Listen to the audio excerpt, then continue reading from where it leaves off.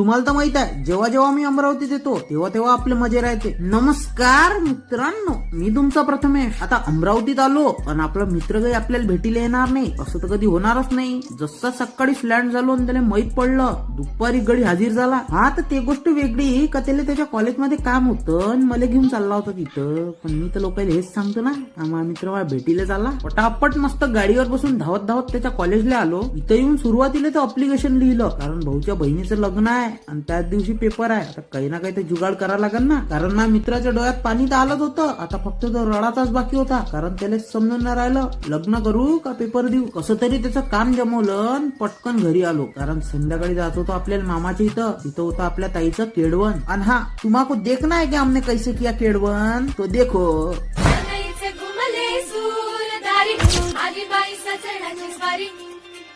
घडीला या साखरेची गोडी